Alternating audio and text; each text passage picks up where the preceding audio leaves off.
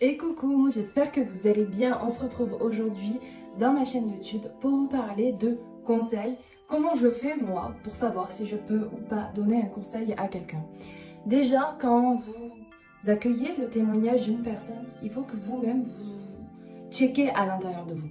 Moi, quand une personne arrive et me parle d'elle, de ce qu'il se passe, en fait, c'est comme si je checkais d'abord si j'étais impliquée ou pas dans ce qu'elle me disait. Si ça me mettait en colère, si ça me mettait dans une certaine tristesse. En fait, de voir à l'intérieur, je check en fait à l'intérieur de moi pour savoir dans quel état émotionnel je suis. Déjà de base et même pendant qu'elle me raconte. Pourquoi c'est important de checker comment on se sent en fait à l'intérieur de soi. Si vous n'êtes pas, si vous avez trop d'émotions, c'est qu'il y a quelque chose qui vous touche en particulier. Quand quelqu'un vous raconte quelque chose, il est hyper important que pour vous, ça soit neutre. Déjà. Donc si ça ne l'est pas, checkez pourquoi en fait. Et c'est là où on comprend, dans ces moments-là, dans ce que je vous raconte, à quel point la connaissance de soi et d'avoir en fait toujours ce process de checker comment on se sent en fait, de voir ce qui se passe à l'intérieur est hyper important. Parce que c'est là où vous devenez du coup responsable concrètement dans votre vie quand vous n'avez pas la connaissance de vous. Parce que du coup, vous pouvez donner des mauvais conseils, diriger une personne de la mauvaise des manières parce que vous, à l'intérieur, vous n'êtes pas au clair avec vous. Voilà. Sans juger, je ne juge pas, mais c'est vraiment avec les discernements que je vous dis ça. Parce que moi, derrière, là, c'est neutre, vous voyez. Je vous parle avec neutralité. Parce que moi, je vois, j'ai le process à l'intérieur de moi. Mais avant, j'ai dû faire moi mon travail intérieur pour venir voir, par exemple, quand ça me mettait en colère, quand j'entendais des conseils qui n'étaient pas bons, pourquoi ça me mettait en colère. Et quand ça me mettait en colère, c'était sûrement pas à ce moment-là que j'allais réagir. Il faut attendre que du coup l'émotion se passe. Donc quand vous allez accueillir, ou quand moi en tout cas, j'accueille quelque chose, quand on me raconte quelque chose, et que ça me met dans une certaine colère ou une certaine tristesse, eh bien là en fait, j'essaye d'être juste dans l'écoute attentive de la personne. Dans le sens où je me rends compte que je ne suis pas forcément capable de donner un conseil, je ne suis pas forcément capable de lui dire ce que je pense réellement de la situation parce que j'en suis incapable. Par contre, la seule chose que je peux faire à ce moment-là, c'est d'être dans l'écoute active, c'est-à-dire, ok, je t'écoute.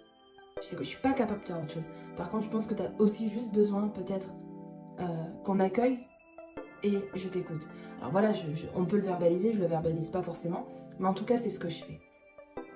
Et ensuite, ce qui est intéressant, c'est d'aller chercher, et c'est ce que je fais tout le temps, pourquoi ça me met en réaction. Quand j'entends une histoire, et que ça me met en réaction, ben, je me dis ok, pourquoi tu as ressenti de la colère par exemple. Et c'est là où tout moi, mon process de connaissance de moi, ou toute cette envie d'aller toujours décortiquer ce qui se passe pour justement me libérer de certains poids et d'avoir véritablement ma place. Parce que si une personne vient vous demander un conseil, c'est que potentiellement elle a envie de s'adresser à vous. Parce que peut-être que vous pouvez l'aider. Mais vous n'y arrivez pas à cet instant-là parce que vous êtes pris par vos programmes inconscients qui vous empêchent d'être à votre juste place et de vous empêche du coup de vous donner et de délivrer le bon conseil. C'est pour ça qu'on a une responsabilité individuelle et collective et que ça se fait ensemble. Individuelle parce que vous, ça vous permet de vous libérer et collective parce que vous allez pouvoir contribuer de la meilleure des manières. Donc à vous maintenant d'aller checker à chaque fois que quand on vous raconte quelque chose que ça vous met en émotion, donc comme je vous disais on s'arrête et on reste dans l'écoute active, c'est-à-dire qu'on est là pour l'autre tout en comprenant que nous ne sommes pas capables de faire plus que d'être dans l'écoute. Et ensuite, on passe à l'autre étape qui est, ok, pourquoi? Qu'est-ce qui a déclenché le fait que ça m'a mis en réaction? Qu'est-ce qui m'a mis en réaction dans son discours? Parce que c'est peut-être d'elle qu'il était question, mais en fait, il faut se dire que le monde n'est que le reflet de ce qui se passe à l'intérieur de soi. Donc, quand l'extérieur vous met en réaction, c'est que potentiellement à l'intérieur, il y a quelque chose qui n'est pas réglé. Et donc de se dire, ok, ça m'a mis en réaction, qu'est-ce qui m'a mis en réaction? Qu'est-ce qui est dans mon histoire me fait réagir, me fait du mal, me met en colère ou en tristesse? Ok. Et là, après, il faut aller dégrossir ça. Il faut aller le travailler. Et quand on le travaille, alors des fois, c'est vraiment... on peut débloquer ça en une séance en soi. C'est pas lourd, c'est pas forcément des traumas. Non, c'est quelque chose... Un process à l'intérieur de votre tête qui s'est assemblé et qui demande d'être désassemblé, par exemple, pour être assemblé dans quelque chose de plus apaisé, dans quelque chose de plus léger. Voilà, c'est tout. Mais ça demande un travail et un discernement. Mais quand ça, on l'a, après, la vie est merveilleuse. Pourquoi? Parce que Ça, on le fait en automatique. Moi, c'est quelque chose que je fais automatiquement tout le temps. Ok. Et ensuite, ça me permet moi de me libérer, déjà de me rendre compte de quelque chose de mon histoire, de me rendre compte qu'il y avait quelque chose qui n'était pas réglé, de m'apaiser. Et ça me permet du coup de pouvoir être en réelle relation avec l'autre. Pourquoi en réelle relation? Parce que si j'ai pas cette conscience-là, que je fais pas l'écoute active, que je viens pas vers moi pour débloquer ce qui se passe, et que après je vais pas vers l'autre pour du coup lui délivrer le bon conseil qui lui appartient, du coup et qui ne m'appartient plus. Si je fais pas tout ça et que je suis juste dans la réaction, eh bien par exemple, imaginons que j'ai une amie qui vient et qui me dit je me suis disputée avec mon mec parce que pour X raison on s'en fiche. Moi si ça vient toucher à mon histoire et que je fais pas ça, je vais lui donner des conseils en fonction de ma colère si je vis la même chose. Donc qu'est-ce que je vais lui dire? Au lieu de lui dire, écoute, par exemple un conseil qui va être positif pour elle, c'est-à-dire qui va l'aider à sortir de cette situation, qui va être peut-être, communiquer avec lui, prenez un temps en dehors de la maison parce que vous en avez peut-être besoin, etc. Je vais être en mode, bah ouais c'est un connard par exemple.